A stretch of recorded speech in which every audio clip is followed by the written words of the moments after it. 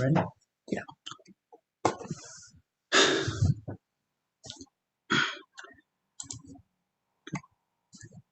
Good evening, everyone, and welcome to Let My People Go, an interfaith conference on mass incarceration here at Yale University, specifically Yale Divinity School, hosted by Yale Adventist Campus Fellowship.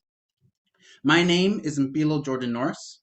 I'm a sophomore at Yale studying biomedical engineering and economics, and I currently serve as the rector and undergraduate president of Yale Adventist Campus Fellowship. I've grown up in the Seventh day Adventist Church. I've been heavily involved doing preaching and counseling for a diverse amount of audiences around the globe, and I'm extremely excited to be with you here today.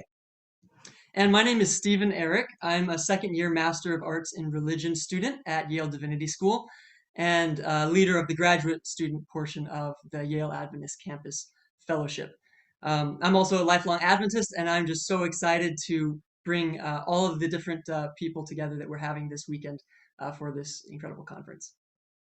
We're the organizers of this event, and we will be your hosts throughout the conference. Awesome. So just a little bit more information on that to come soon. Now, we are overflowing with excitement for the exquisite lineup of presentations over the next couple of days, and we want to get to that as soon as possible. However, before we get started, I think it would be appropriate to just share just a little bit of who we are and what brings us all here today. Locally, us as the Yale Adventist Campus Fellowship, we worship and we partner with local church congregations here in the New Haven area, namely the New Haven Seventh day Adventist Church and the Mount Zion Seventh day Adventist Church. But Adventism is a global organization, a global Protestant Christian denomination with millions around the globe. In fact, our organization, Adventist Campus Fellowship, is a chapter of a national network of Adventist collegiate organizations throughout the world. But many in the audience may still be wondering, who are Seventh-day Adventists and what sets us apart? Let me tell you. The term Adventist suggests that we are focused on the advent or the coming of Jesus Christ. We believe that he will return to this world to set up a kingdom of righteousness and peace for all. But that doesn't just mean that we can sit back idle and wait for Christ to come. We as Adventists are admonished to be a light in a world of darkness, so as to prepare the hearts of all of humanity for the glory of God. In the Bible, God commands us to seek justice, defend the oppressed, and set the captives free. In the words of Seventh-day Adventist Sojourner Truth, religion without humanity is very poor human stuff. You see, God is not satisfied when black men are pinned by the neck to the ground and choked to their death. He is not satisfied when the poor and misfortunate are exploited and incarcerated for profit, nor is he satisfied when beautiful skin that he has made is turned into a crime. So all that we do as an Adventist Campus Fellowship, whether it be feeding the homeless, visiting the sick, caring for the poor, and all the other ministries, is to prepare this world for the reign of righteousness that will destroy today's governments of corruption, violence, hate, and dysfunction. But I believe all of us gathered here today, despite our religious or ideological differences, are those very lights that will dispel the darkness in this world. Each of us here has a burning desire to flip the world upside down with the truth. And that is why we have decided to gather us all here together as one. And we are so very thankful for what is about to take place. So we'll give you a few instructions on what to expect, and we're going to get right into it. Thanks, Mpilo. To get the most out of this conference, we've tried to make access as easy as possible. For those of you with Zoom tickets, you should have received an email on Thursday evening with 5 unique Zoom links. Just select the link for the appropriate program a few minutes before it starts, and you will be in. If you have to step out for any reason during the meeting, you will be able to come back in using that same link. We will re-email out the same list of links tomorrow and Sunday to keep it at the top of your inbox. For those without Zoom access, we're pleased to announce that the conference is being streamed live on YouTube. You should have received a link for the Yale ACF YouTube channel on Thursday evening as well. Feel free to share that with anyone else who would like to participate. At any point in the weekend, if you have difficulty accessing the event, please don't hesitate to reach out to Mpilo or me via our emails, which we will post in the chat, or by clicking to contact the organizer on the Eventbrite page. One of the most exciting things about this conference is how international it is. Right now, we're being interpreted live into Spanish and Portuguese by a team of top-notch interpreters. If you're watching in Zoom, you'll see a small globe on the bottom of your screen, and if you click into it, you'll have the option to choose your language. If hearing both voices is distracting, you can click Mute Original Audio, and you will only hear the language of your choosing. We want to find out, knowing that this is such an international conference, where our audience is coming from. And this will give us a chance to test another feature of Zoom webinars. At the bottom of your screen, you should see a Q&A button. And right now, I would just like to invite anyone in the Zoom webinar to click the Q&A button and just type in where you are watching from. I just want to get a feel for where you're coming from. And someone has already done it. We want to welcome Livian from Maceió in Alagoas, Brazil. We want to also welcome Faith from Indiana, Luke from right here in New Haven, Connecticut. We've got more people from Brazil, from Colorado, from Washington, D.C. Wow, it just keeps coming in. Pennsylvania, Maryland. John, so good to see you. I think I see my aunt in there. Hi, Aunt Leslie. Good Yep. to see you. Okay. I see Washington State. Ben Dormis, great to see you. Oh, wow. Tennessee. So we're just blown away by how far that this conference is reaching. People across the US and across the world. And we just want to give a warm welcome to every one of you.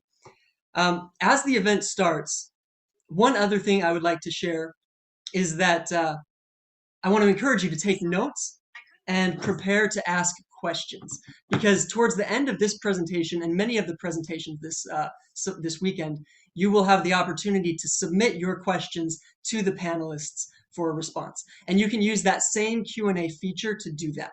So please take notes, get questions ready, and pass those along whenever they strike you throughout the conference. Awesome. So let's get right into it. As you know, our theme for this entire weekend is called Let My People Go. And it's an interfaith conference, meaning we have not only Seventh-day Adventist voices, we have Christian voices, we have Jewish voices, Muslim voices, Buddhist voices, a large spectrum of religious ideologies that are coming together as one. We also have people from a variety of different academic backgrounds, lawyers, religious leaders, student activists, and so much more that you're going to see throughout the conference. We're so excited. Now, given that we are such a diverse group, that does mean that we aren't necessarily going to agree on every single topic, on every single idea, and every single ideology. And that's okay. That's the point of this conference. Now, what that does mean for you and for us is that all the views expressed here don't necessarily reflect the beliefs of the Seventh-day Adventist Church, but we can assure you that we are lockstep in the fight to bring a more justice to our world. So Steve is going to introduce our first topic for tonight, and then we're going to get right into it. Yeah, so tonight we are having a panel that is trying to just set the stage for everything we're going to do this weekend. The title of the panel is The Issue in Context, the United States Criminal Justice System. And to guide us through this topic, we have three fantastic presenters, as well as a very special moderator who has just been a huge encouragement to us from the beginning of the planning process. So I will introduce the moderator for this session, and then she will go on to introduce the presenters, and the panel will begin. So Dr. Elizabeth Hinton is a professor here at our very own Yale Law School, as well as a professor in the African American Studies Department. She focuses on the persistence of poverty, racial inequality, and urban violence in the 20th century United States, and is considered one of the nation's leading experts on criminalization and policing. Dr. Hinton completed her PhD in United States history from Columbia University in 2013, and it is our privilege right now to welcome her and the rest of the panelists to the stage.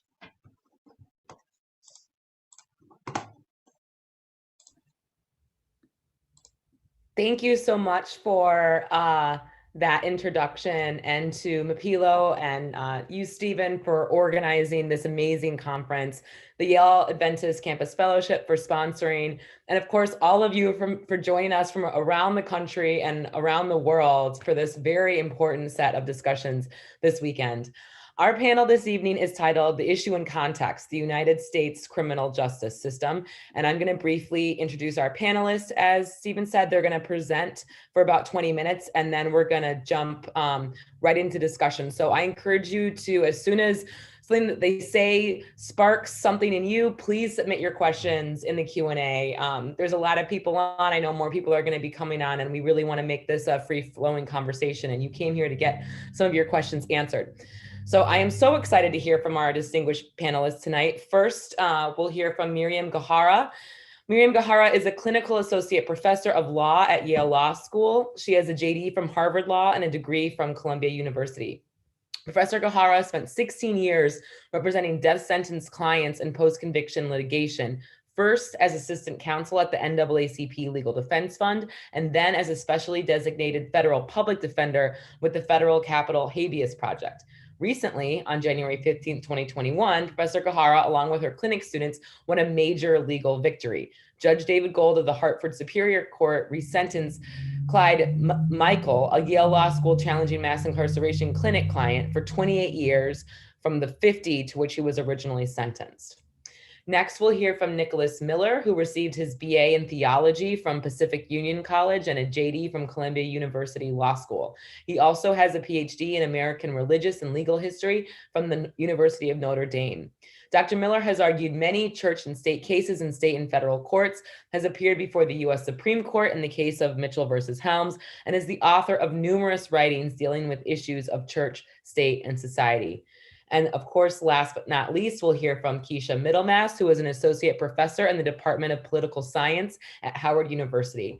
Middlemass focuses on the dynamics of prisoner reentry, punishment, and racial justice. Her work on food insecurity within the returning prison population has been published in numerous public health journals. Middlemass holds an MA in American Politics and a PhD in Public Policy, American Politics, and Public Administration from the School of Public and International Affairs at the University of Georgia. And with that, I'm going to hand it over to our first presenter, Dr. Miriam Gohara. Thank you so much, Elizabeth and Stephen and Pilo and all the organizers and sponsors of this event. I'm really happy to be in conversation with all of you.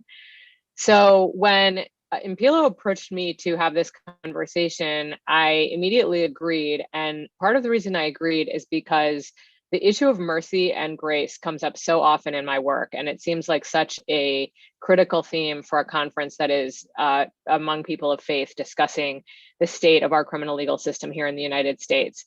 So as Professor Hinton mentioned at the beginning, I've spent the better part of my career representing people who are sentenced to death. And more recently, since I've joined Yale Law School, I've begun to extend the type of representation that I've done on behalf of capitally sentenced clients to clients who are not facing death sentences, but who are nevertheless either serving long sentences in prison or are facing long prison sentences. So I work along with Yale Law students to provide the best possible representation that we can to this set of people who, in our view, are especially vulnerable. So mercy is a very pervasive theme, as I said, in our work, but also in Christianity, right? And I know that this conference is organized by a Christian organization. So as I started to think about this, I began to think about some of my own, experiences and resonances and exposure to the idea of mercy. And I grew up personally as an Orthodox Christian, Coptic Christian. My parents immigrated from Egypt as essentially refugees from religious persecution. And so I'm very well familiar with concepts of mercy and grace in the Bible. And what came to mind for me was the verse from Matthew 5:7, which is, "Blessed are the merciful, for they will be shown mercy." And I started to think again, as I do often, about these ideas of grace and mercy in our work and how we think about them applying in the criminal legal system. When you're advocating for people who are facing the death penalty, the idea of mercy is essential to saving their lives, whether that's asking a jury to spare them from the death penalty or asking a judge later to set aside a death sentence to which they've already been convicted and sentenced. So obviously, whenever I tell my students this all the time, whenever we're working with our clients, all of whom have been convicted of very serious offenses, we're talking about tragedy and we're talking about harm, and we're talking about it all around. Each case inherently involves tragedy, and it involves harm, and it involves grievous harm to people, some of whom have lost their lives. And so we have to think about, when somebody has committed the worst possible offense another person can commit against somebody else, what do they deserve? And how do we think about the idea of grace and mercy when we think about punishment? And I used to think that grace and mercy, when we think about punishment, especially when somebody has killed another person or committed another grievous offense, means that we need to beg for those. We need to beg a jury. We need to beg a judge. And then the more and more I started to learn about my clients' experiences and teach students how to investigate and learn about our clients' lives and their social histories, I realized that concept is a little bit upside down. And I'll explain a little bit more why.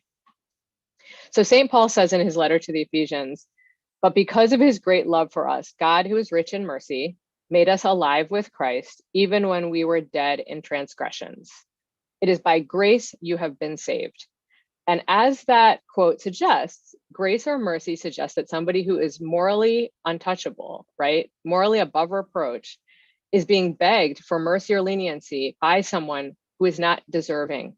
In that conception, grace is something that we ask for on behalf of somebody who isn't deserving, but because we are in a morally more just position than they are, we can bestow something upon them that they don't necessarily deserve, but that we're going to do out of the goodness of our hearts. That's the concept of grace or mercy.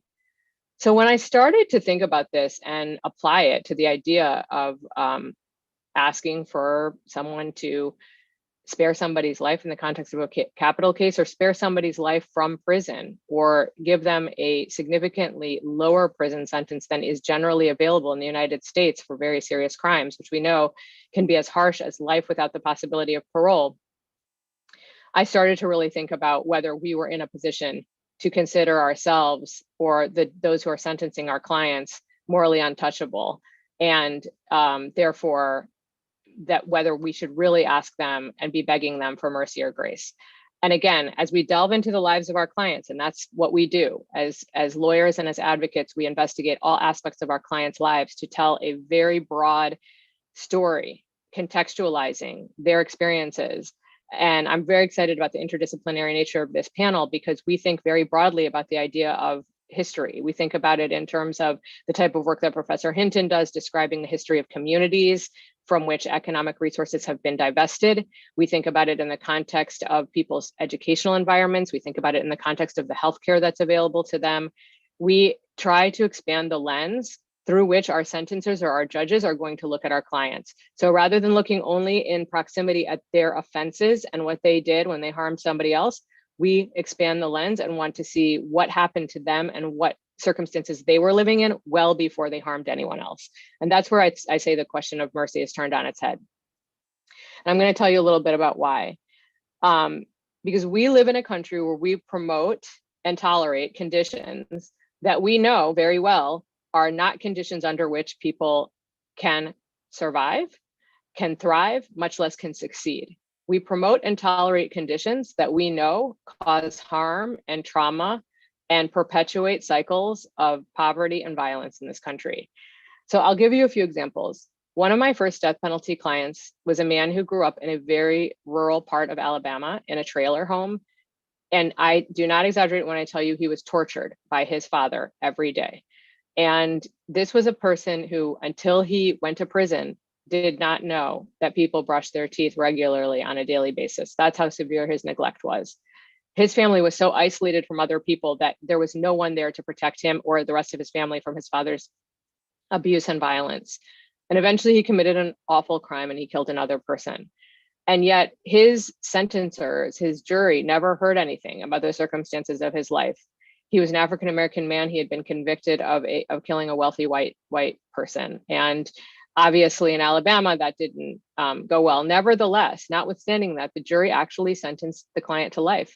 And a judge who had been appointed by segregationist Governor George Wallace overrode what Alabama calls overrode, the jury's life sentence and sentenced him to death. And nobody in the courtroom had heard any of this evidence or information about his background. And yet here was a person who, as a child, our society utterly failed to protect. Ultimately, we won relief for him because of his lawyer's failure to present basic evidence about his background. And he's now serving a life without the possibility of parole sentence, which in a world without the death penalty would nevertheless be an incredibly harsh sentence. And in many parts of the world is considered a human rights violation. But in the United States is considered a victory when somebody comes off of death row. Another example I can give you, right here in New Haven, our clinic students represented a client who was convicted of selling guns in his neighborhood. And he grew up in a very loving household, a very loving home, but they lived in a very violent community.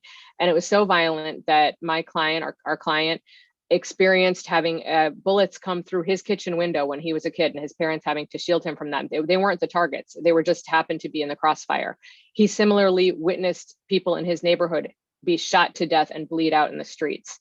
And so even though his home was incredibly loving, he was in a community, in a neighborhood that was severely underprotected by police and yet overly surveilled. So people were often arrested for petty crimes, but there was a failure to protect them from the worst violence.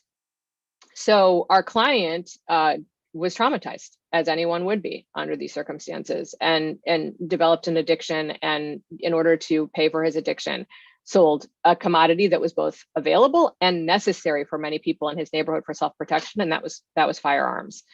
So what the clinic students were able to do was to persuade a judge, a federal judge, that our client, because of the circumstances and context of his life, deserved a punishment way less than what he was likely to be eligible for under the federal sentencing guidelines. And that would have been multiple years in prison. Rather than that, because our client did an extraordinary job of rehabilitating himself and getting a job and beating his addiction, the students spared him years of prison.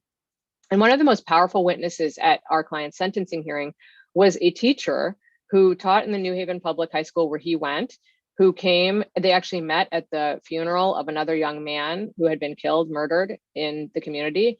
And they reconnected after years of our clients having graduated from high school. And she was so concerned with our client's fate that she volunteered. She said, I want to come and speak to the judge. And she came and gave an eloquent description of the educational neglect that pervaded this high school that our client went to. And we were able to put that in contrast with the educational resources that are available to him now through the programs that he was able to access once he had been hooked in with various resources through the criminal legal system and through our representation of him. And I'm sorry to say that time and again, we find that the only time, if we're lucky, if our clients are lucky, that resources become available to them is when they are arrested. And that's the last client that I'll mention. So Professor Hinton mentioned our client Clyde Meikle at the beginning, and we were extraordinarily pleased and proud of clinic students who won a sentencing modification for Mr. Meikle in January. He had been sentenced to 50 years in prison, and now he is eligible to be released after 28 years, having served over 26 now. And Mr. Meikle was somebody who grew up in the most violent community in Hartford, and we pled that in the sentencing modification petition to explain the context. Again, the educational and neighborhood neglect comes up again and again in our clients' lives. And this is why I say we are not above reproach when we sentence and when we punish. And Mr. Meikle went to prison having essentially been labeled by all the school systems that he had been in as a failure and someone who really was incapable of learning. And today, because of resources that were available to him behind bars, he is going to graduate from Wesleyan University with his bachelor's degree. And while it is incredibly tragic and sad that educational resources did not become available to him in any meaningful way until after he went to prison, he succeeded in making the best of what he had. And that figured prominently in the judge's decision to consider him for release. So all of these arguments that we make are designed to force sentencers or resentencers, in the case of Mr. Meikle, to consider what punishment is appropriate when we as a society have failed to protect and foster what we know every child needs to succeed.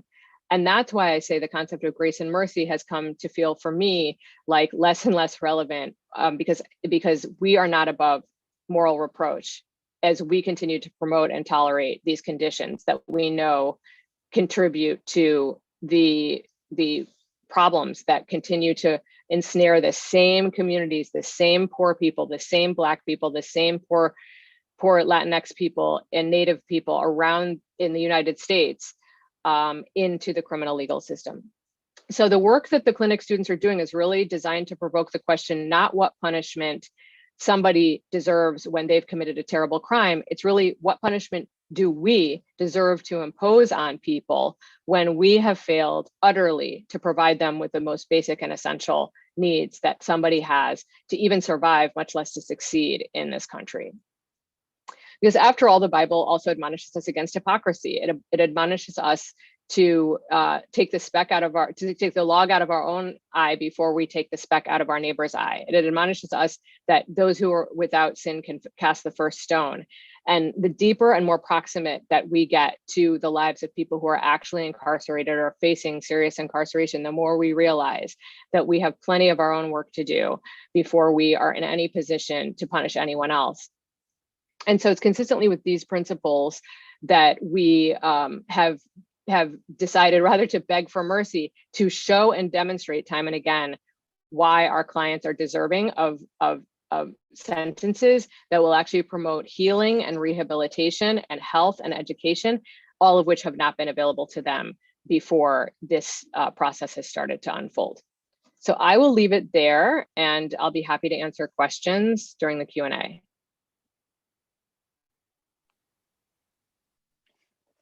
Hello, I guess that's my signal then to step in and do my presentation. Nicholas Miller at Andrews University, and it's humbling to be on a panel with such amazing, highly qualified people who are directly impacting the lives of prisoners in such dramatic ways, like we just heard. And I just so appreciate the work that you've just shared with us, Dr. Gohara. My story is a little different. It's been a few years since I was so directly involved in the prison system. I still engage somewhat. My specialty is religious freedom, and in writing letters on behalf of prisoners and inmates to help facilitate their religious practices is something that I'm able to do from time to time. But in my past, there's 3 experiences that I've had that I think will help shed light on some of the broader causes that are impacting, that are moving mass incarceration forward. And they're not the really large causes like poverty and education, but maybe some of the more intermediate causes that have to do with things like militarization, the escalation of the use of force, the commercialization of the prison system. And I want to begin with an experience that I had in the DC government. I was a assistant corporation counsel at the District of Columbia government for a number of years in the early 1990s. And I had some experiences there that has really caused me to view many of the videos that we've seen over the last 10 years or so with a great deal of surprise. We've seen for the last decade or more videos of police officers using force and violence and escalating in a way which was very different from what I had been used to back in the 1990s. I represented officials of the District of Columbia government, including police officers and correctional officers. And there we were involved in understanding the appropriate use of force, and even participating in and observing the use of force for police and correctional officers. And the basic principles were fairly straightforward. You should only escalate your use of force proportionate to the threat that's given. Escalating to deadly force if there's a reasonable good faith belief in the imminent use of deadly force against oneself. And that seemed a very different standard than the pictures that we've seen of police officers choking or kneeling on the necks of unarmed men, or shooting at fleeing civilians who also are unarmed. And it's caused me to wonder what's happened over the years to cause a implementation of a system of use of force that is so different from what I understood back in the 1990s, and in fact even was involved in teaching. And I've done a little research and looking around on it, and it seems there's multiple factors in play, but certainly some important ones. In the early 2000s, you may remember our war on terror and the terrible pictures that emerged from Abu Ghraib and our prisons in Iraq, and our treatment or mistreatment of Arab prisoners, Muslim prisoners, with abusive tactics that we undertook there. And I really think there's something to the notion that the way you treat your enemies abroad soon becomes the way that you treat your own people at home. And there are reasons to believe that there is quite a direct connection between those events. Returning military veterans make up about 6% of the US population, but make up about 20% of police and correctional forces in the United States. So you're likely to have a much higher percentage of former military members in domestic police forces. And they come with a very different set of rules of engagement. When you are a military overseeing a hostile or potentially hostile population, your rules of engagement are going to be very different than when you are engaged in policing a largely peaceful civilian population. There was also a program that began in the 2000s where military equipment would be made available to local area police departments. And a fair amount has been written on this. And not long ago, there were studies done that show that police departments that were the recipients of this equipment had measurably higher, up to 130% higher rates of increase of civilian deaths within those places where this equipment was utilized. And it seems to support a general argument that the kind of militarization that we experienced and the rules and the tactics, rules of force and tactics we used overseas against others are now the kinds of tactics and rules of engagement that we use against the other, if you will, minority groups and others in our own population. And I think it underscores our need as Christians, if we care about this, and I suppose the question is, how does this impact mass incarceration? Well, if encounters on the streets are more likely to lead to violent outcomes, it's more probable that it will also end with more people going to prison.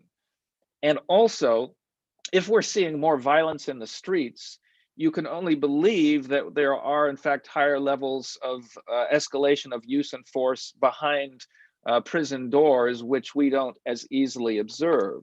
So both the increase in prison numbers as well as a more brutal treatment on the streets and in prisons can be connected to this kind of militarization of police tactics.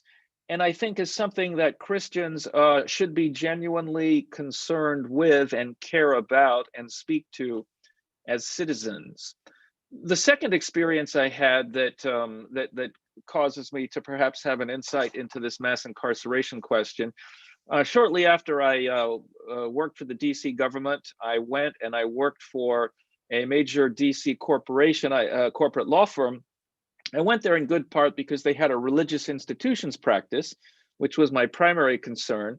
But they also had a niche practice in representing a growing segment of the market in private prison industry.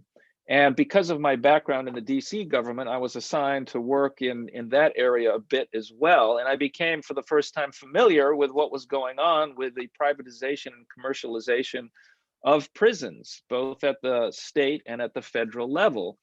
And it concerned me even then a bit, as someone who was quite committed to constitutional rights.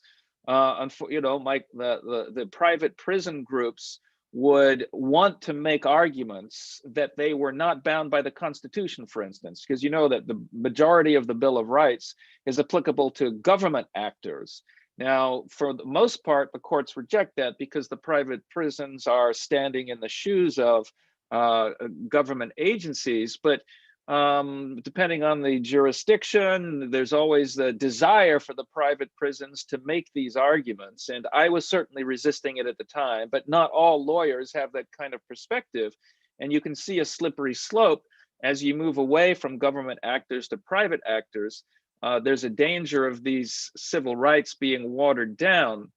Of course, the argument for private prisons is that they're more efficient, they save money, they can be of higher quality. But the studies that have happened show that mostly these things aren't true, that there really isn't a private savings, there really isn't a savings for the public sector. And one of my major concerns is that prisons aren't susceptible to a business model. This is a public trust. This is a question of public stewardship that should be carried out as a public matter, not as a private profit-making enterprise. And in fact, the statistics and studies show that prison officers in the private system are paid less, lower salaries significantly than those in public prison systems. They have less experience, less training, and the conditions are less safe. Furthermore, the prison industry has an incentive to try to increase the number of inmates in their prisons, and engage in lobbying efforts to minimize probation, to maximize sentences, to stiffen penalties for crimes. And those are just the legal activities, right? I mean, there have been cases that some of you are probably familiar with where judges got payoffs by private prison organizations to send juveniles in higher numbers to their. So there's the problem of corruption that's harder and more difficult to monitor. Now, it's not that most of our prisoners are in private prisons. There's only about 1 in 10 from what I could find, but it's grown by 50% over the last decade or so. Even as prison numbers overall are on the decline to some degree, 10% overall decline, but 50% increase in private prisons. So it's something that Christians need to care about. I understand that the current new federal administration is moving away from that model. And I think as Christians, we should, as Christian citizens, do what we can to discourage our state governments from engaging in that kind of model, because it just worsens this issue of mass incarceration. And for my third and final point, I'd like to talk, in fact, very directly about Christian involvement and influence on these issues. I was part of a coalition in the late 1990s after the Religious Freedom Restoration Act was knocked down.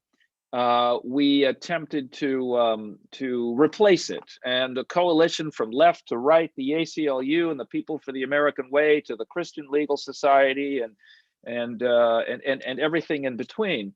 And so we were sitting around strategizing, and somebody raised the issue of prisoners. It would make it more difficult, in many people's eyes, for states to accept a state lobbyist to accept a general religious freedom bill if prisoners were included in it, because prisoners are a litigious bunch, and that it would make it hard for states to accept that there would now be special protections for prisoners' religious freedom.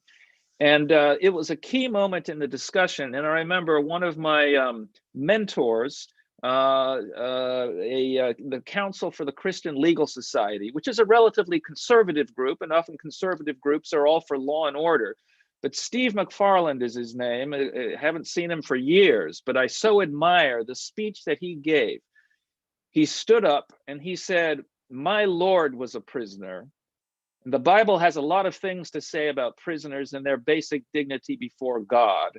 And I will not stand to see prisoners put on the sidelines of this religious freedom bill." And there were a number of us who felt similarly convicted as he did, and led a kind of effort and charge that not only were prisoners kept in, but when the coalition fell apart for various reasons, we were able to focus on two issues: religious land use and prisoners. And so there is a bill called the Religious Land Use and Institutionalized Persons Society that protects the thing that we thought would make it very difficult to pass the bill to begin with, the religious rights of prisoners. And our call was that prisoners, they need to pay their debt to society. By committing a crime, they lose certain rights, but they don't lose this fundamental question of being in the image of God and having the fundamental dignity and right to continue to worship God until they are no longer in existence, right? As long as they're alive, they're human, and they deserve this fundamental right of religious freedom. And it was the Christian lawyer who made this argument at a key moment in the progress of this legislation. And I want to suggest that Steve McFarland and those like him stand in a tradition of great prison reform activists, going back to William Wilberforce and the Clapham sect, the Quakers, Elizabeth Fry. Many of the great prison reform movements in the last 200 or 300 years have had Christians at their center, moving forward to protect the rights, to protect the image of God in prisoners who are often the lowest and the most marginalized in our society. And so I would encourage everyone here to become familiar with this Religious Land Use and Institutionalized Persons Act. And it is something that is that everyone can use as a tool to make sure that inmates have access to their religious studies, to their religious books, to chaplains, to Bible study groups. And in many ways, it's kind of the fundamental right that helps keep the other rights in place, right? It gives them access to outsiders, it gives them access to basic dignity, and it's something that other rights can be also revitalized and kept alive and helped by. And so Christians, I think, should still play a central role, both in their advocacy for religious freedom for prisoners, as well as caring about these other issues that I've just gone over. So that's my presentation, and I look forward to questions. Good evening on the East Coast, at least. I know we're literally located in many different time zones. Happy to be here. So I'm going to share my screen and share with you a PowerPoint presentation.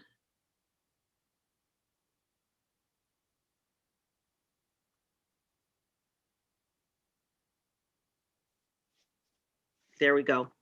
So this talk today draws heavily from my book, published in 2017, entitled Convicted and Condemned.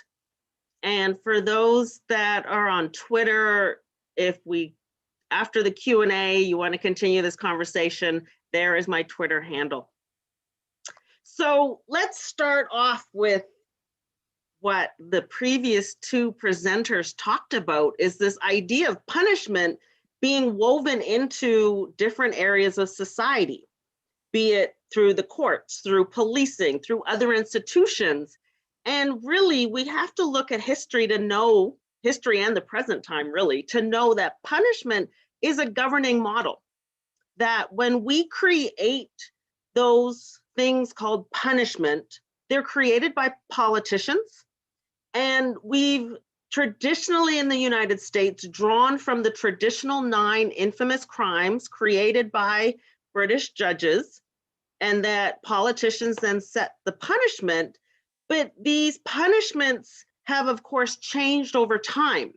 We don't do death by gallows, but we now have the death penalty, which is, of course, using other forms of ways to kill people.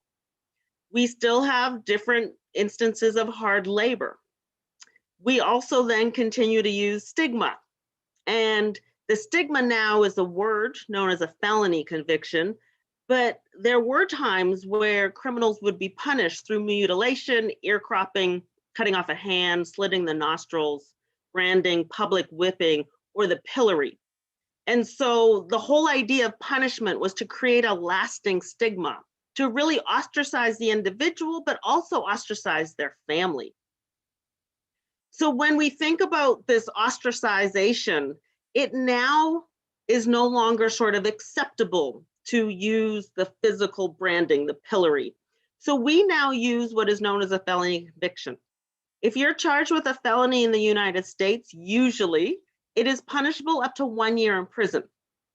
And then politicians over time have expanded what is considered a felony crime. So carjacking, auto theft, crimes against women and children, controlled substances, and then sex crimes. And in doing so with the traditional 9 and then traditional 9 crimes, and then with these new crimes, politicians have created this 2 sets of people in society. There are felons and then there's non-felons. And unfortunately, felons experience a civil death due to the loss of rights. So before I actually contextualize those loss of rights, I wanted to let people know more about re-entry, that traditional path of being released from prison and then coming home. So re-entry encompasses everything that you would need to think about with regards to leaving prison and re-entering society. So public policies. What do public policies say about housing and education, healthcare, and employment and other areas as it relates to a felony conviction? Politics and the rhetoric of being tough on crime is woven through policies. We also have to, in the United States in particular, think about race and racism and policing and the criminalization of others, which Professor Miller just talked about. But we also then, in this area of prisoner reentry, we got to think about the individual. What are their lived experiences? What do they suffer from? What are they experiencing? And so many individual participants in my research experience food insecurity. They experience fractured families, homelessness, poverty, mental health challenges, but also trauma. So this whole idea of all of this is involved in reentry, but then also bringing home the trauma of actually serving time in prison. So reentry in the United States occurs in rural, urban, and suburban communities. The majority of individuals leaving prison return to majority urban communities, or what we call urban core communities. So this makes reentry a place and space question. It's where are services available that can actually help those adults re-entering society? Where are those services? Where are those nonprofit organizations? And now what usually happens is that the prisoner reentry becomes a very local issue. It's a local challenge. It must be dealt with at the local issue, at the local level.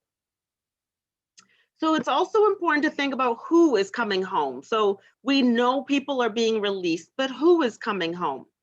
Approximately, and the numbers shift because of COVID and the de-incarceration of people, but approximately 2 million people are incarcerated in state and federal prisons and local jails. 1 in 5 are imprisoned for a drug offense.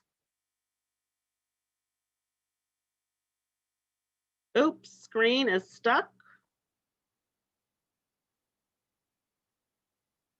Over 95% of the imprisoned population is released eventually. So these that are not sentenced to death or those that have life without parole will eventually be released. This means because of the numbers of being released, it's approximately 650 to 750,000 men and women re-enter society every year after serving time in prison or jail. Of those that are coming home, the majority are racial minorities. So we're talking about Black people, Latinos, we're talking about Native Americans, we're talking about anybody of color that's not white. And the large and growing segment of this returning population are Black women, based on percentages. Black women are increasing in the number of them coming home from prison, but that also means due to their high incarceration rates previously. So when I talked about modern civil death, these are punishments after the criminal sentence. so that public policies at the local, state, and national level literally restrict people from accessing certain public benefits, what we would traditionally call welfare. So SNAP is the food stamps. And food stamps are based on the law. Individuals are eligible to actually receive.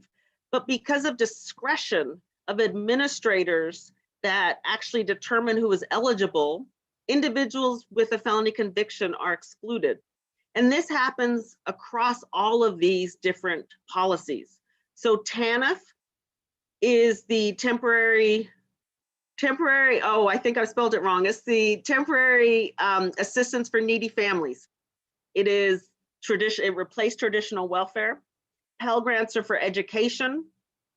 Parental rights can be severed. So a parent can literally lose rights to parent their child because of a felony conviction. Section 8 is related to public housing. And then there's all these other areas that literally, if you have a felony conviction in this country, there are major barriers that you must overcome if you are able to even be able to access certain rights. So this is a physical, or sorry, a picture of what I'm talking about. So when you think about overcoming these restrictions based in public policies, on the left-hand side, you see an example of the Americans with Disability Act and how it accommodates differences. And then on the right-hand side, this would definitely be something that is not compliant with the American with Disabilities Act. And so this visual really does express, on the right-hand side is the laws are not catering to, do not address individuals coming home from prison. In fact, they are restricted. Individuals coming home are restricted, and policies make it that much harder for individuals to actually come home. So this is another physical description. If you think about a physical disability, if you are elderly, if you have a physical disability and you cannot push yourself up off the toilet, you need access to the handlebar. But in this picture, as you can see, the handlebar is so far removed, an individual would be stuck, unfortunately, on the toilet. And that is not physically on the toilet, but individuals coming home get stuck. They're unable to overcome these restrictions. And this is another physical representation of a dead end, where individuals coming home are literally not able to navigate. They may be able to get partway up the ramp, and then they hit a blockage, and they're not able to then overcome their individual challenges, but then won't be able to overcome the policies that restrict their ability to live in society. And so this is the idea of the handrail is in the wrong direction. And so right now, when you're trying to re-enter society, if you've got a felony conviction on your public record, individual men and women are coming home and there's no assistance. There's not even a handrail that can actually help someone do better after serving time in society, or serving time in prison, excuse me. And so I just want to share briefly the lived experiences of some of my participants as what they described when they came home and how hard it was.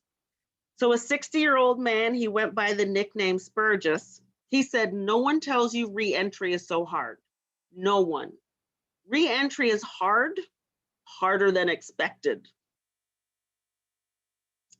Gary, a 48-year-old Black man, really talked about how re-entry, you'll be constantly judged. That's hard. The conviction holds you down. People just see the conviction and you're a felon to them.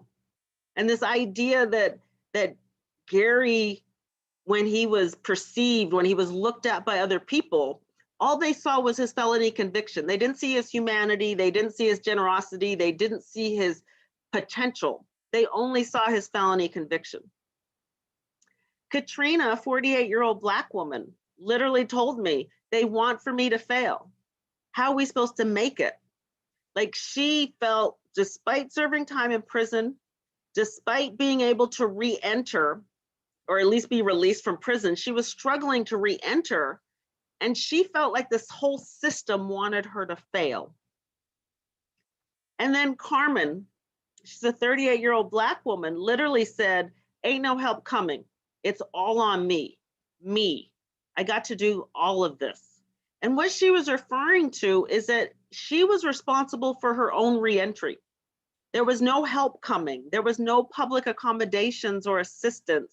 And she was struggling with this whole idea of how does she put her life together when she's not able to access a lot of the public benefits that would otherwise help her be able to then stay away from crime and re-enter society. So my whole idea and bringing this to an almost close is that I call for a humanistic approach to reentry. Reentry is overwhelming for individuals. It requires system collaboration. So housing has to talk to employers, they have to talk to then service providers to help families deal with trauma. And the services and policies need to focus on the whole person. So it's not just housing and the physical space and employment and dealing with food insecurity and transportation and education, but it's around those individual issues. Does someone have any physical health issues? Are they dealing with mental health issues? Do they need help and counseling with family reunification? What kind of vocational training or other training would they be interested in pursuing? Do they have weather appropriate wardrobe and clothing? And a big challenge in the United States is being able to get a picture ID for those that are returning. So this humanistic approach is really thinking about what does the whole person need, and then in ways we can help, because we have to acknowledge each individual has different skills, family support, and mental health and physical well-being. But there's also multiple ways to re-enter. There's not just one way to leave prison and re-enter society. And unfortunately, there's no one policy solution that will address re-entry. We got to think big picture. We got to think about different ways of talking about, but also talking about re-entry, but also the policies related to re-entry. And so to reform this re-entry process, we need to think about the individual and their potential rather than focusing only on their past. Thank you.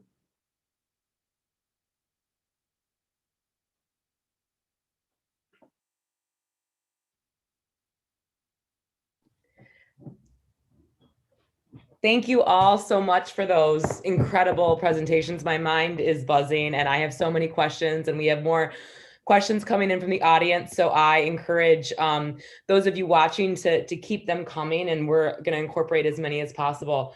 I guess I just want to start off by asking each of you something that's a little bit, I guess, forward thinking. So for Professor Gahara, you talked a lot about the kind of that we need to move beyond this kind of like mercy and grace approach to decarcerating people or to thinking about, you know, why we should reduce the size of our prison system and release people from prison and not to sentence them under such harsh sentencing provisions. And so I guess I'm wondering what moral values, maybe what Christian values you think it's going to take to begin to get people to address the educational and neighborhood neglect that you talked about, which seems to be really required to get at these larger conditions that your talk so eloquently pointed us towards. For Dr. Miller, I was really struck by the parallels that you drew at the end of your talk, and drawing our attention to the role of Christian groups historically in serving and drawing awareness to the conditions of prison and seeking to build social movements and awareness around prison reforms. And so I guess I'd love to hear you talk to us about the specific role that you think that Christian or religious groups can play in advancing racial justice causes today. And For Dr. Middlemass, I really, one of the things I really got out of your talk was the notion of civil death, because I think that, when the idea of mass incarceration being a new Jim Crow, I think, that concept of Jim Crow applies really to the obstacles and the bars that people with criminal convictions face as they come home from prison, and the kind of civic restrictions mirror the segregationist regime of Jim Crow very much. So I think, the new Jim Crow concept for me really takes hold and really took hold during your talk. And so I'm just wondering how you see the landscape of reentry moving forward, because it does seem, as we're kind of embarking on this in this moment of decarceration, that there's going to be more people coming out, and so there are already a number of approaches in play. And so I just love to hear you talk about what the future of reentry should be or is. Thank you. I think fundamentally, actually, and I was thinking about this when Professor Middlemass was speaking as well, we have to take care of the poor, right? And that's a fundamental Christian tenet.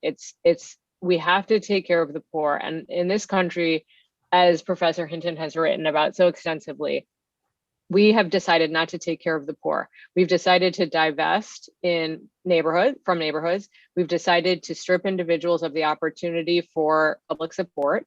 We've decided to criminalize poverty. We've decided to bar people with criminal convictions from public or subsidized housing. We've decided we've decided to disallow them from having Pell Grants that would permit them to have an affordable education. And so this is the opposite of what we're called on to do by, I think, every major religious tradition. And I think that this is where we've really stumbled as a nation. And what we see time and again is that throughout somebody's life course, if you're a poor person, you're much, much more likely to be criminalized for behavior that wealthy people are not. And, one of my heroes is Susan Burton, who, if you all haven't heard of her, she's a person who cycled in and out of prison because of addiction fueled by trauma, multiple traumas. And now she has started a network of safe houses for women returning to Los Angeles from California state prisons. And she does not accept funding that ties her organization to any sort of surveillance or post-release supervision or anything like that. She just gives people a safe, non-judgmental place to heal. And what she says is that upon her last time being released from prison, a family member gave her some resources that allowed her to go to a rehabilitation center in Malibu. She grew up in South Central LA. And she realized at that point that wealthy people who have addiction get to go to yoga. And people who are poor who have addiction get sent to prison. And she wasn't even offered diversionary programs that she found out that a white cellmate of hers was being offered for her. The white cellmate was also impoverished, but was nevertheless white and was getting diversionary programs.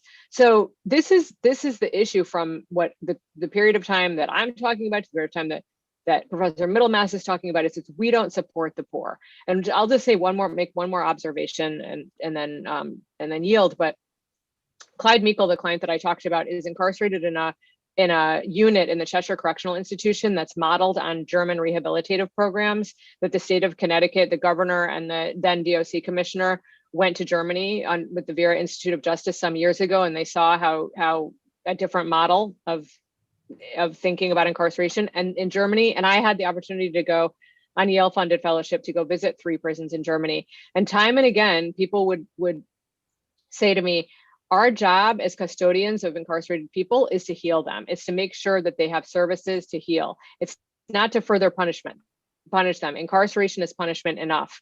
When they go home, they should be better than when they came in.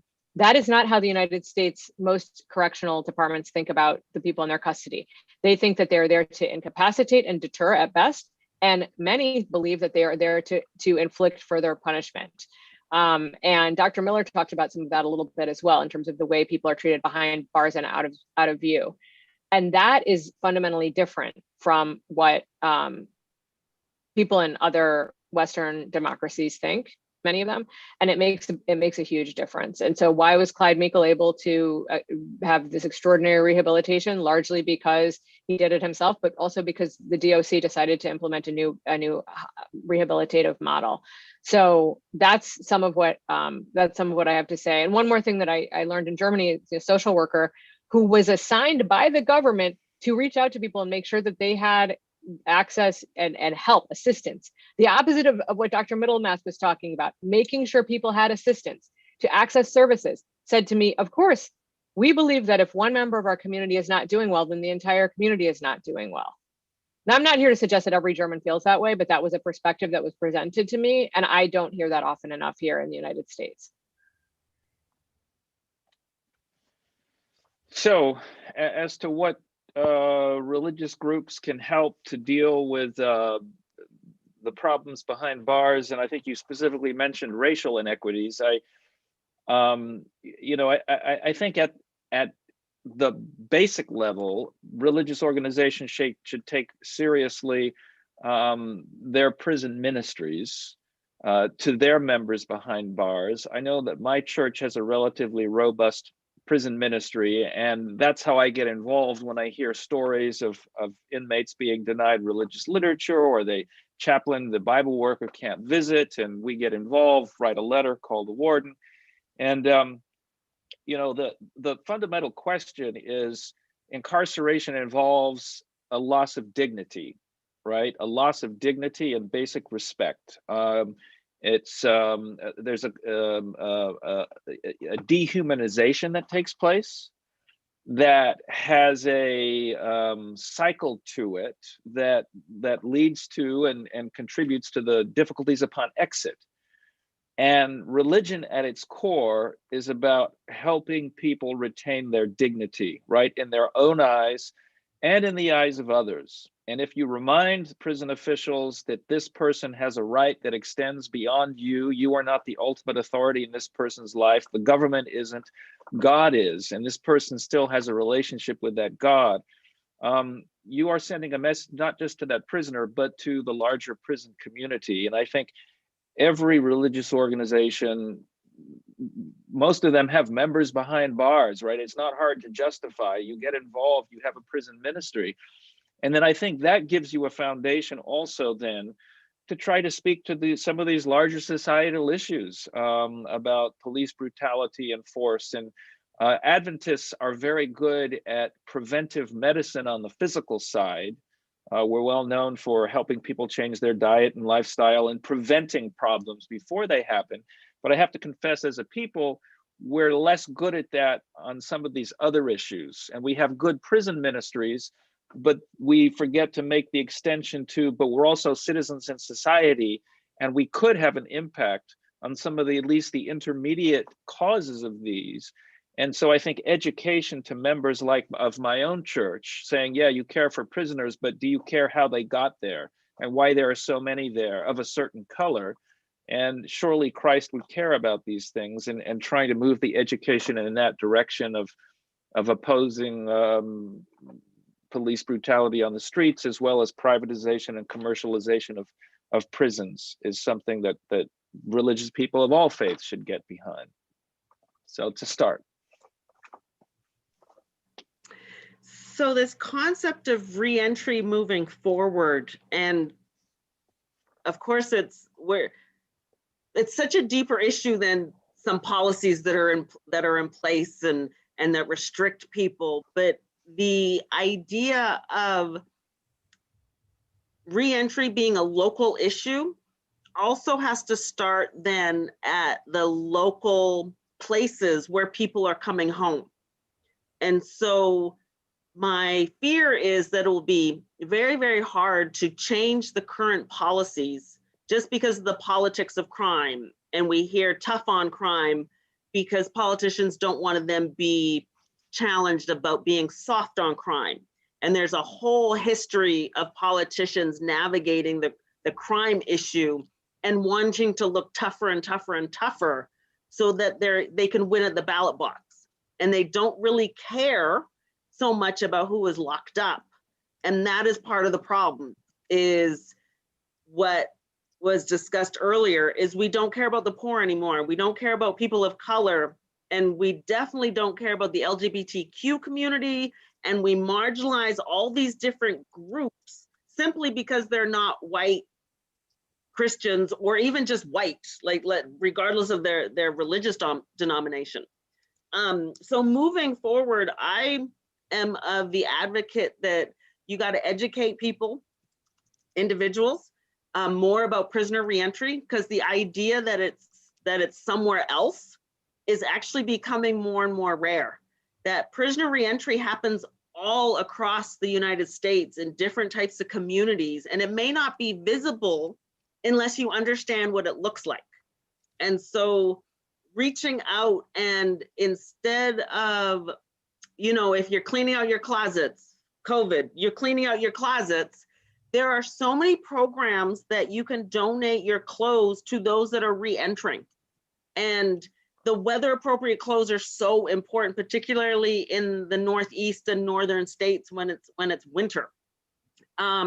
We think about volunteering and helping the poor, but volunteering at a soup kitchen literally can help someone get food for the day. And I know this doesn't change the whole big picture reentry, but if you can help one person do better that one day, they then can track multiple days together and have an opportunity to get on their feet. And sometimes it's as simple as, I've got clothes, I've got a safe place to sleep, I've got regular food, and that means that I can now think about how to engage with society, because it's without the basics, it would be hard for any of us to actually function well in society.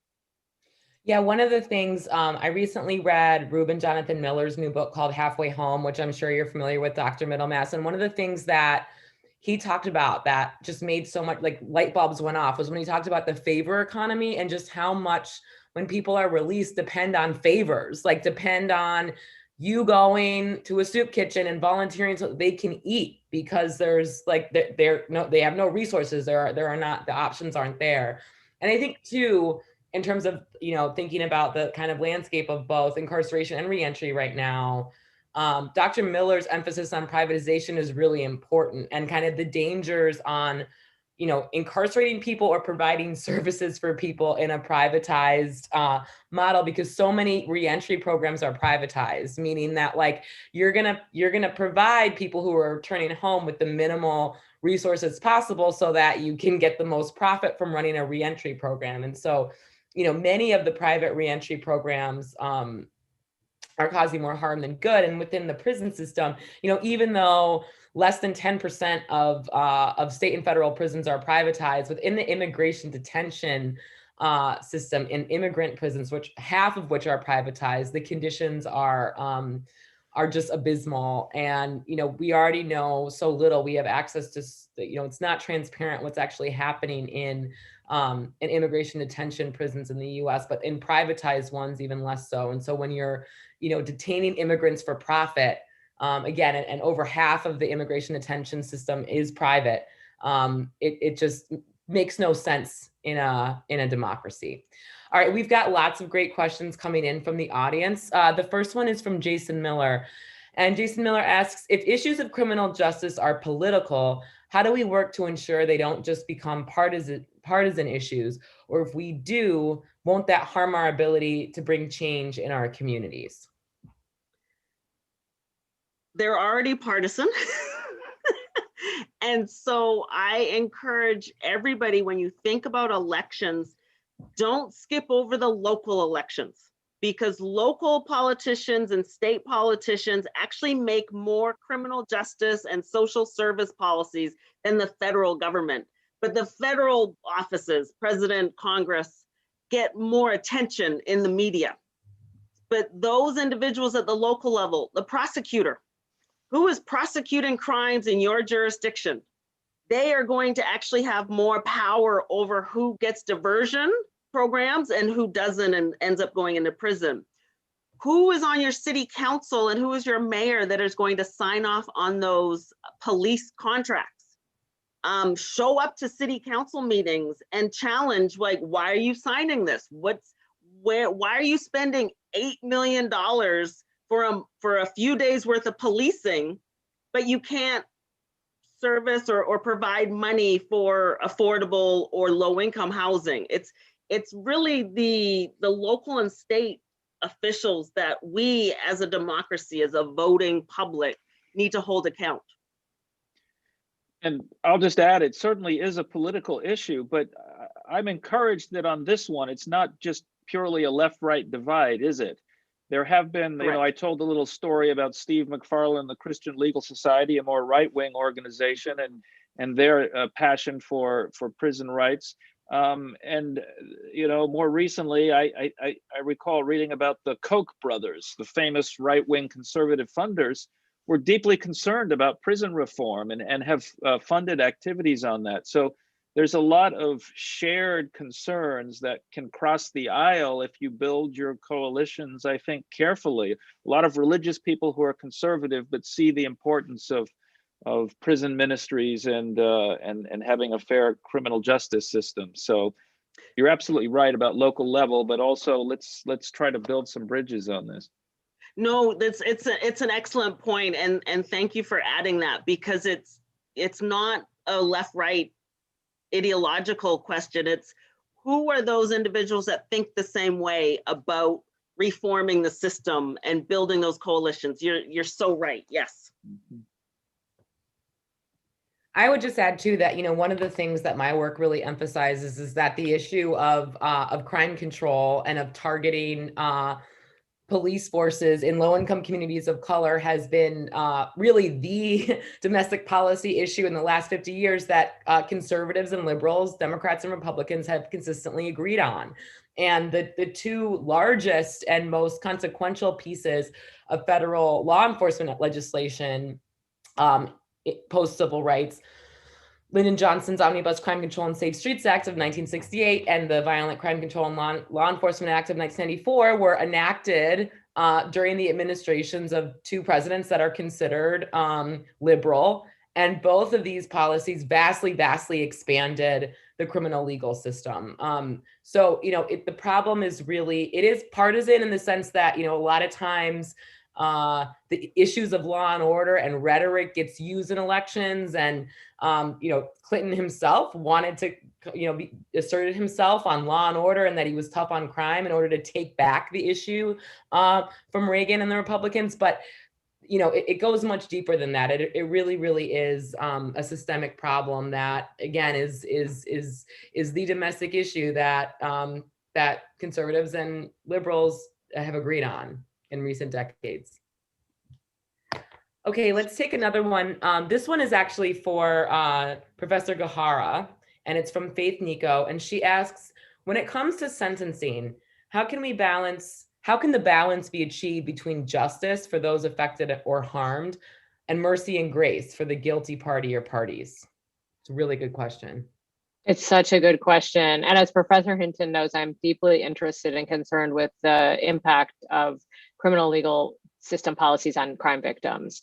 And so let me start by saying that I believe and know firmly from my experience that the spectrum or line between victim and offender or perpetrator is a very blurry one, because as I mentioned at the outset, what we find time and again is that our clients have been victimized or witnessed awful violence or harm in their communities long before they hurt anybody else. And they go from essentially being underprotected children to being people who struggle, have issues, have problems that are perfectly identifiable and predictable. And then they commit a crime or they hurt somebody else, and then they're criminalized, and everyone shuts the door on the idea that they were ever vulnerable people who also were themselves were harmed. So that's one of the reasons why this issue interests me so much. But there is undoubtedly a category of crimes where somebody is just harmed somebody who never harmed them, who never had anything to do with the immediate proximate causes of their environmental deprivations, And that's really tough. And unfortunately, those events end up, of course, getting a disproportionate attention by the media and by politicians and so forth. And they tend to fuel and drive our criminal legal policies rather than thinking more holistically about the people who are sort of on both sides of that victim, offender, perpetrator divide.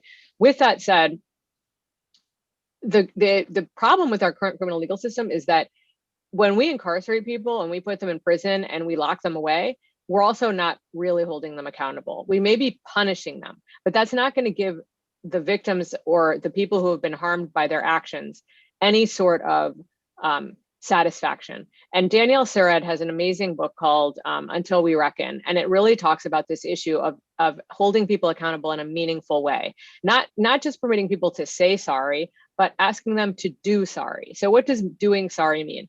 Doing sorry means things like actually having to come to terms face to face, either with the victim in your case or a similarly situated victim, because sometimes the victims in a particular case don't want to see or have anything to do with the person who hurt them. But there may be opportunities to work with other crime victims or to make redress in a different way to a community of people who have been harmed. It means actually taking the time to be restored and repaired such that you can gain insight. So you're not just trying to survive in prison, you're not just trying to survive the danger and violence of prison, but you're protected enough to actually be able to go inward and figure out what it is that you have to come to terms with to be a better person and to do better. And that counts for people even who are incarcerated for the rest of their lives. I mean, I don't want there to be a world in which we incarcerate people for the rest of their lives here in the United States, but we do have that circumstance. So even people who spend the rest of their lives in prison have ample opportunities to do good behind bars and to do good for themselves and other people and to build community and to educate and to teach and to preach. Faith communities in prison are incredibly important and uplifting for so many incarcerated people. And so to me, the issue that we have, and again, there are so many eloquent people who speak to this. Sujata Balaga is someone who I recommend strongly. She's been on a number of podcasts that speak to this so powerfully. The idea that the current criminal legal system is doing nothing to actually stop the cycles of harm and violence because it's not addressing these underlying issues that we are. So that's really forsaking victims in a much more fundamental way. Even if the person who hurt me gets put away for the rest of his life, this issue and this cycle are going to continue. And then I've just seen incredibly powerful and moving opportunities for restorative justice, even among the most harmed and aggrieved people who have lost children to violence, the worst possible imaginable loss. And the last thing I'll say is that there are amazing organizations like Survivors for Safety and Justice who are really looking for a different model. They acknowledge and recognize that not all crime victims are seeking the same thing. Not all crime victims are seeking maximum punishment. Many are seeking the kind of investment in communities that we're talking about that will help to make communities more fundamentally safe for everybody.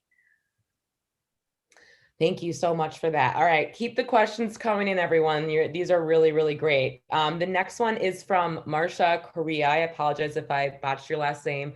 And Marsha asked, can the panelists speak to the role of militarism of prison officials, guards, and correctional officers and the relationship to over-policing communities?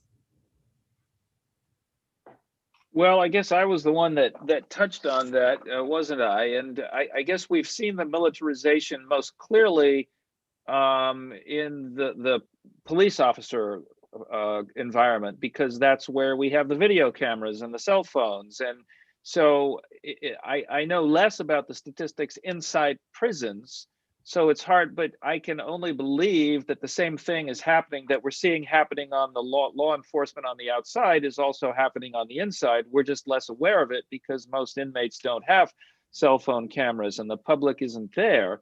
And it's this question of the escalation of the use of force is something that we've seen with our very own eyes.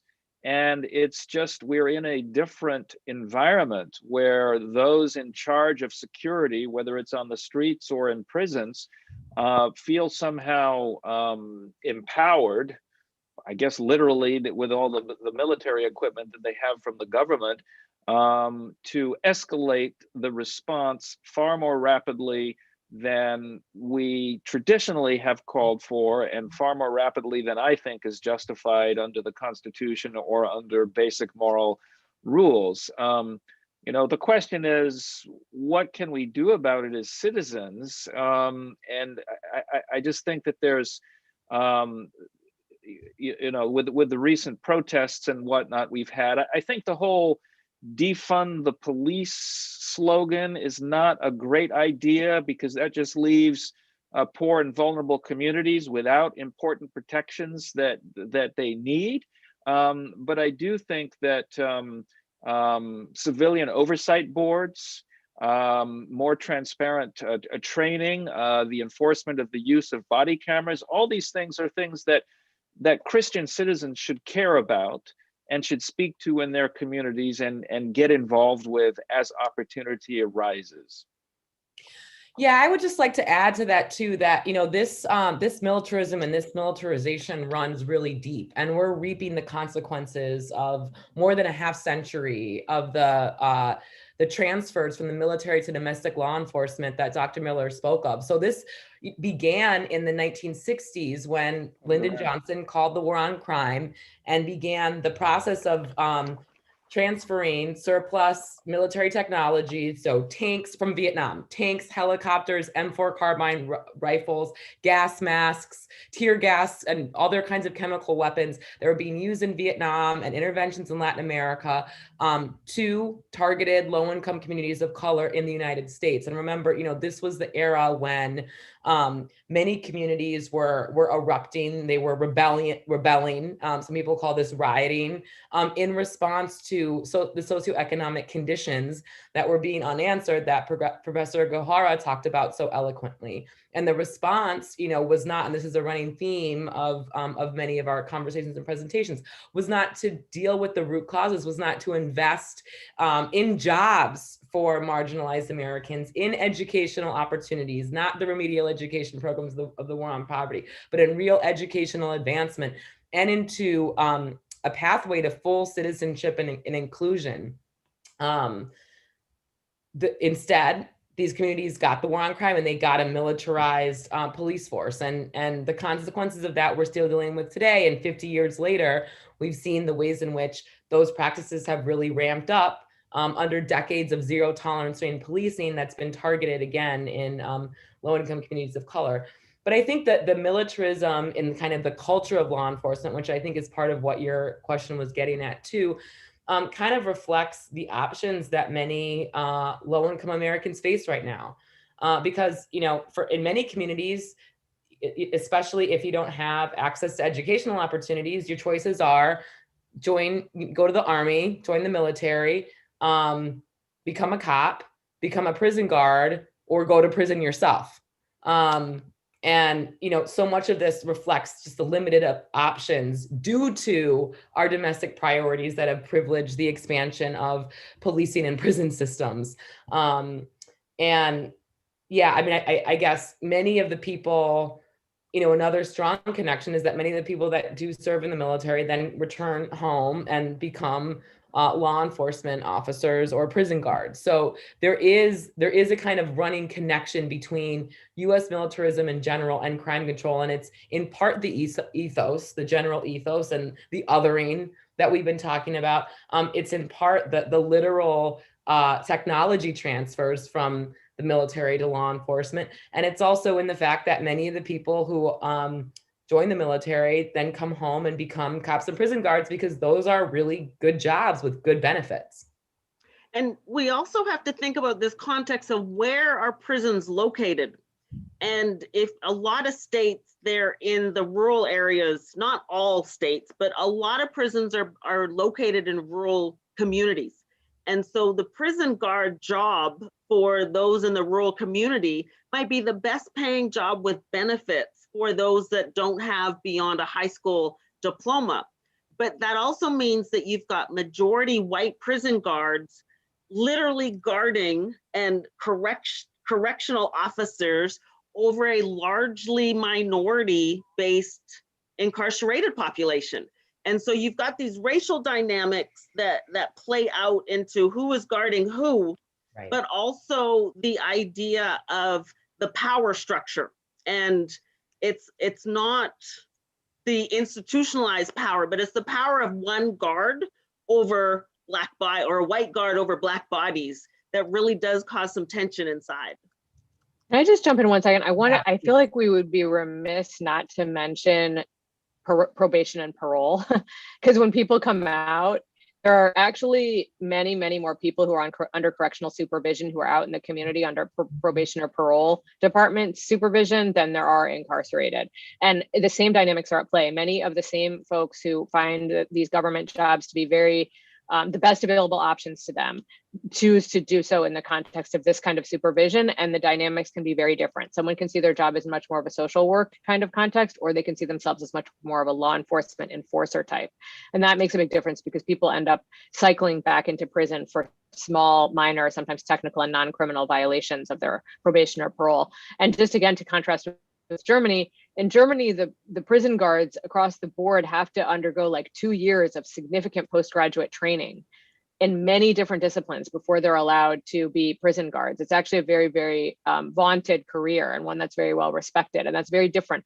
Our correctional officers also experience incredible trauma and they're asked to carry out executions, and they're asked to do a lot of incredibly difficult work without a lot of support. And so it's a problem. And I think that's, to go back to the question of political depoliticizing the issue, there could actually be some common ground around this. In that TRUE unit that I talked about, where my client Clyde Meikle is, the job satisfaction among the correctional officers and counselors in there is much, much better than it is in the general population. And there's been not a single violent incident in that unit.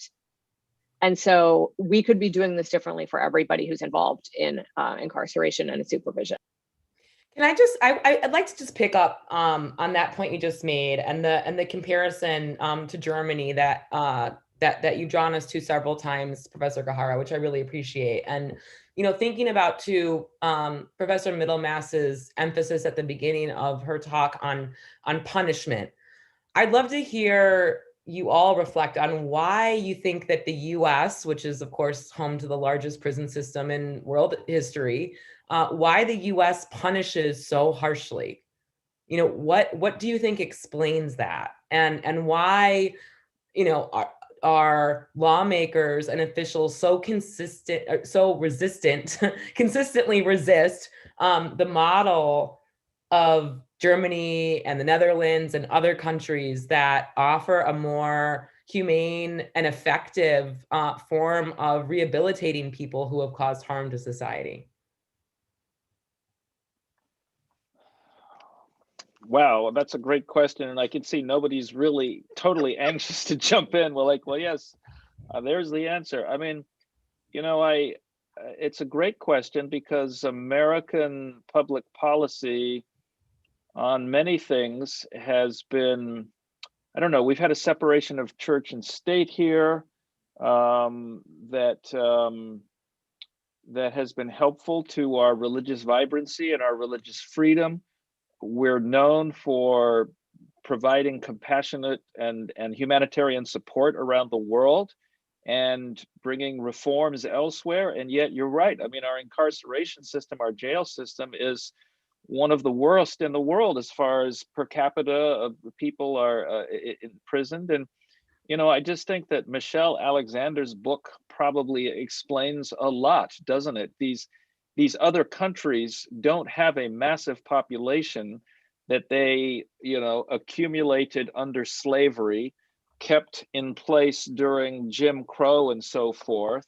And now you have a massive underclass that you feel you have to control in some way. And I think she's just opened a lot of our eyes up to the fact that, you know, this is mass ethnic racial control of a disfavored underclass.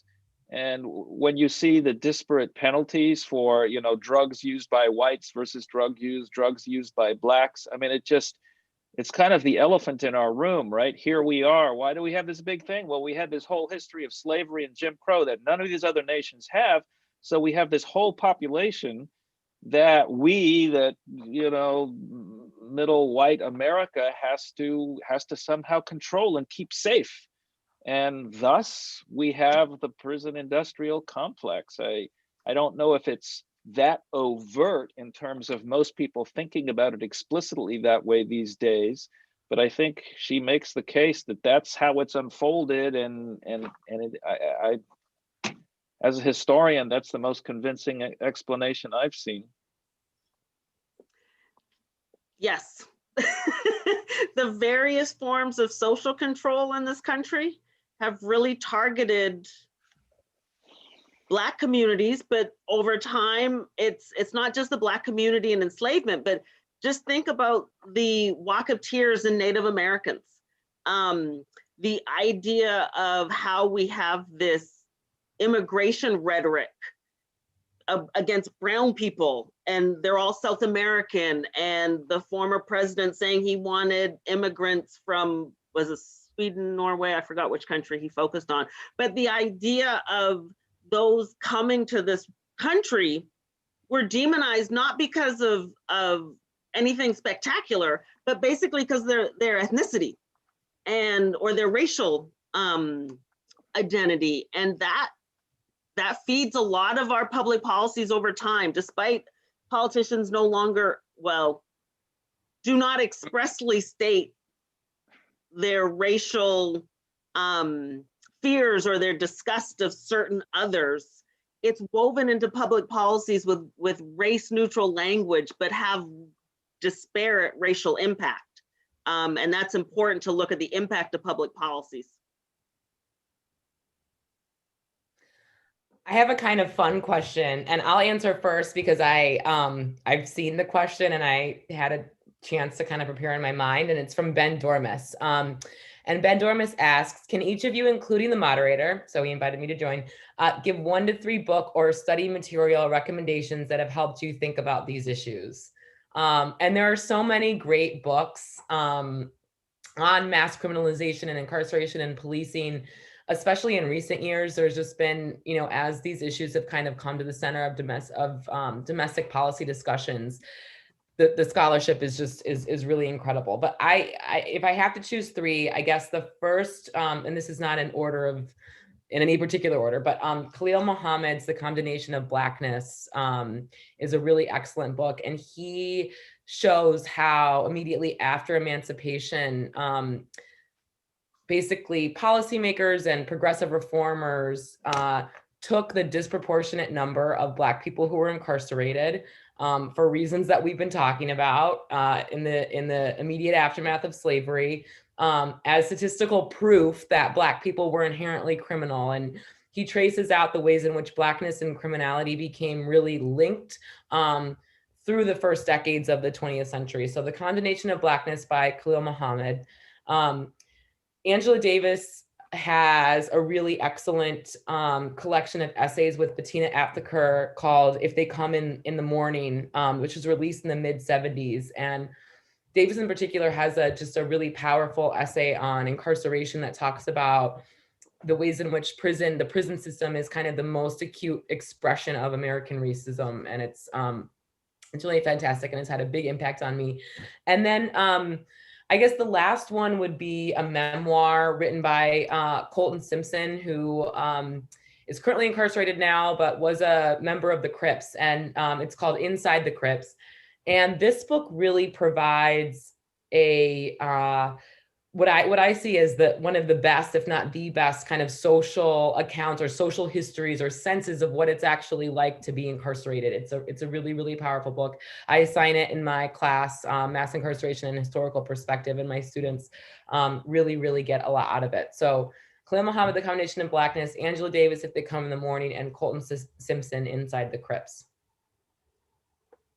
Other reading suggestions from the panel. So I'll jump in before. I mean, I don't have a lot of books on this, but I did mention Michelle Alexander and the New Jim Crow. I think that's a foundational and fundamental book. And then those of you interested in, I keep talking about the Religious Land Use and Institutionalized Persons Act. The Department of Justice has a very good sort of question and answer sheet to explain it and how it operates and how you can practically implement it. I'm putting it in the chat. It's just a statement of the Department of Justice on the institutionalized persons provisions of the Religious Use and Institutionalized Persons Act. So those are the 2 things that I would point towards at this time. I would I would like to give a shout out to actually Professor Elizabeth Hinton's book, From the War on Poverty to the War on Crime, the making of mass, is it The Making of Mass Incarceration? Did I get the title right? Okay. Yeah. Thank you. Well, no, it's an important history because it's current. It's moving people away from the issues of slavery, because people are like, oh, slavery was so far, and they sort of sometimes zone out. And you're like, no, this happened in most of our lifetime. And another book, which is comparative racial perspective, is Robert Lieberman's Shaping Race Policy. And he goes through, so Lieberman's book, Shaping Race Policy, goes through a comparison of the United States, France, and Britain. And he goes through their history, but he also then looks at the dynamics of different countries around race, but also their public policies around health insurance, around Social Security, around employment and employment insurance for those that are unemployed. And the comparison really does help people put the United States in perspective of why it is so different. I only got two because you took the other. Sorry. I was also going to recommend Professor Hinton's book, which is I learned so much tremendously from, and it's such a meticulous history. So that is, I think, a must read. I will also recommend the book by, I'm going to recommend two writings by two other friends of mine, and then I'm going to throw in a bonus. So James Foreman's Locking Up Our Own, I think, is a really important contribution because it explains the complexity of this racial dynamic that we're talking about and the ways in which African-American policymakers and people in power harnessed concern about protecting Black communities and contributed unwittingly to mass incarceration.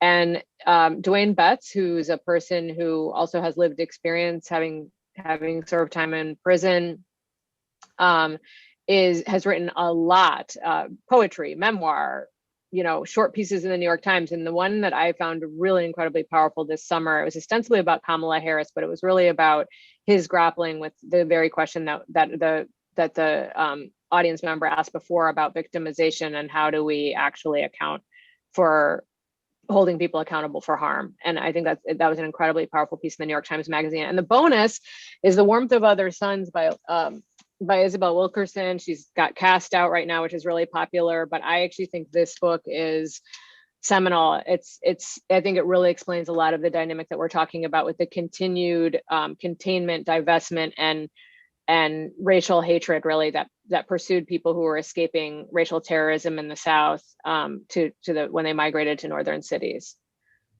Yeah, The Warmth of Other Suns is a really great book. I was just in a conversation with some friends of mine, and we were talking about Cast and the Warmth of Other Suns, and that is the must-read book as far as we're concerned. Okay, so from Livian Militao, we have a question. How can we work and make the church familiar with the prison system for the religious community to be more useful if there are so much prejudice and fear among church members? How can we start to break these thoughts to help more? What can we do first? I mean, it's a really important and difficult question. Essentially, like, how do we actually deal with people's racism and prejudice in order to bring about the changes that we've been talking about? Well, it's maybe a question sort of in my bailiwick, and a lot of church members have not been inside a prison, right? And I'm trying to think if before I worked for the District of Columbia, I'm not sure I'd ever been inside a prison. And then working as a lawyer, maximum security, minimum security, medium security, it was part of my job. And so I became very familiar with it. But most people don't have that familiarity. And I think it takes two things. Most church members, I think, once they know of a fellow church member who's behind bars somewhere, then suddenly there's a tie. This isn't just the other. This is somebody that's connected with you and your beliefs and is part of your extended family in a sense. And I think that those of us who are more familiar with prisons and going inside prisons can play a role in helping people, starting by connecting with and supporting your own members. And then there's a level of comfort you achieve that, like, oh, this is actually a place I can go and there are real people there, and it's not this scary place with these untouchable people. And it's a very personal, almost has to start off with a one-on-one thing with a little help from people who've had some experience.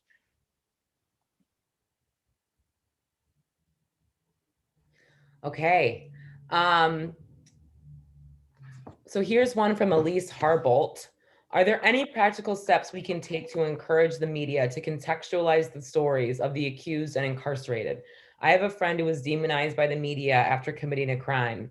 Many false and sensational things were shared but never corrected after the trial showed them to be false. Is there anything we can do to encourage more responsible reporting? And I think in a lot of ways, this is related to the first question and answer, the previous question and answer. I will answer at least from a certain perspective, which is, one thing is, I do feel like actually this is where social media can be helpful, because I, for one, have gently reminded like reporters or broadcasters, for example, to, would you consider changing your language from inmate to incarcerated person or persons with a history of incarceration? And over time, that really makes a difference. It really makes a difference. And so that's just a small thing, like reaching out to people on Twitter, and I'm not talking about calling people out. I'm just talking about inviting them to reconsider their language.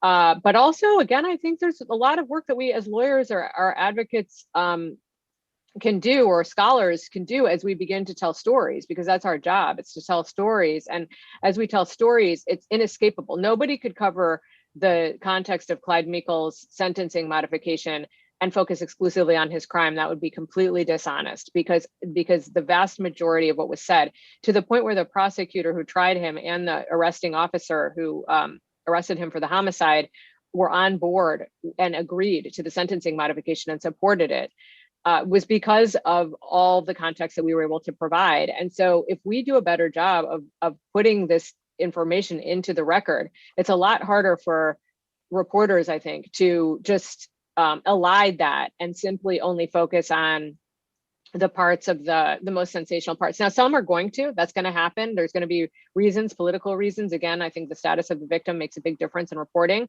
but people are more and more aware of it. And I think the more we work to tell more accurate stories and work with media and gently push back, I think we can have influence in those ways.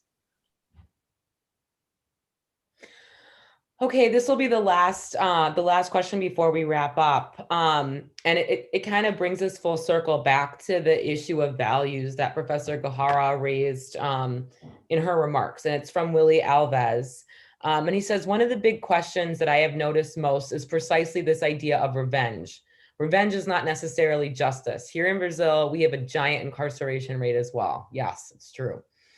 And the vision is one of revenge and not of solving problems. How can we change this view within the religious context? And I encourage you all to respond to that and think about how that question might lead to kind of closing closing remarks from each of you.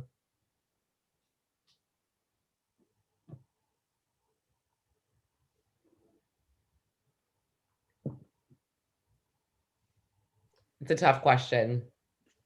It's a very tough question. And now what's circling through my head is this idea of revenge. And we may not call it revenge, but it looks like revenge in practice. And it's not just the policing to the criminal justice system to prisoner reentry, but it's that is what is called the carceral continuum. There's sort of, it's a circle now where people can't get out of it. And it's not just poverty that causes crime, but it's the trauma when you're unprotected that leads to then criminal behavior. And so I do want people to leave from here that it's not poverty that causes crime, but it's that idea of those that are impoverished tend not to have the same protections. They tend not to have the same networks, the same access to assistance and help that those that are wealthier have. And poor people, like rich people, make bad decisions. So it's not sort of the whole decision making. So I'm wrestling with this idea of revenge and how can we change it, is because the system seems to be created with the idea of punishing and punishing some more. And we may have moved from more punishment with like life under parole. Like there's now lifetime parole that people are now out of prison, which is great, but now they're under the control of parole, and we're just passing the control off to other institutions. It does not answer the question, but that's the best I've got. You know, that's great. That's phenomenal. Thank you. You know,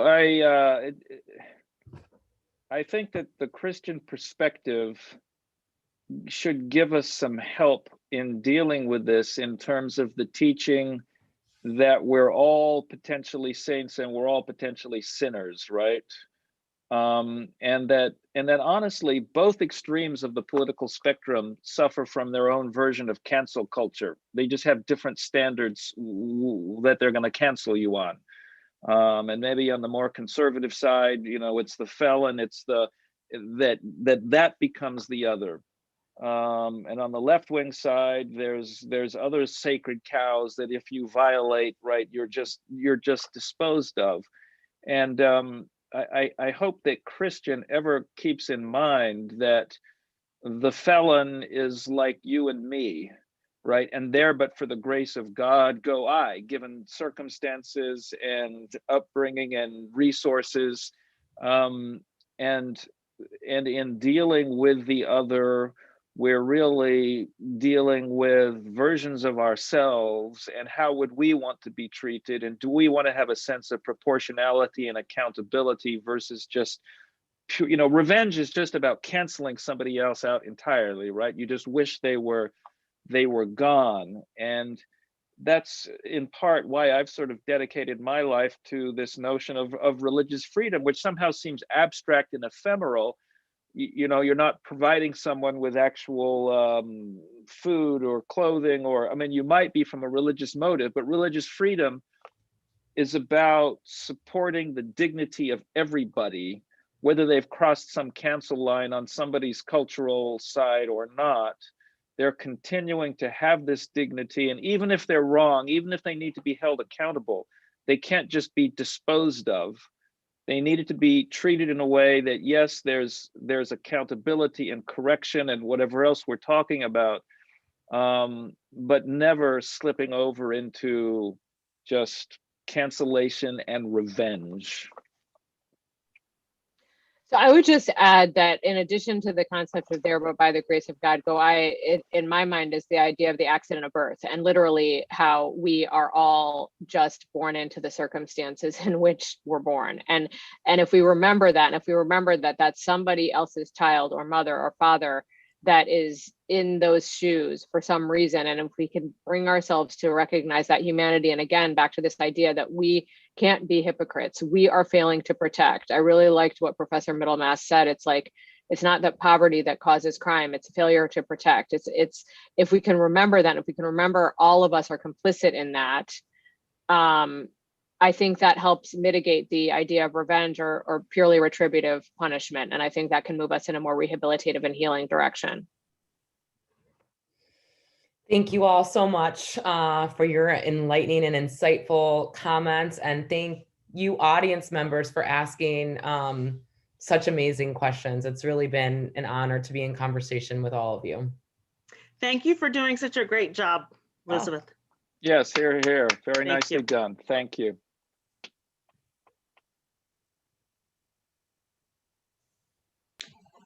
Yes, we definitely want to thank Professor Hinton and all our panelists for such a wonderful and informative panel discussion. I know I learned a lot more than I thought I was going to learn, because, you know, I thought there was so much more to learn, and yet I realized there was even that much more to learn. And so we know that we have a lot of work to do, and we're thanking our panelists so much for putting the issue in context. We also want to take a time at this point to thank some of our sponsors.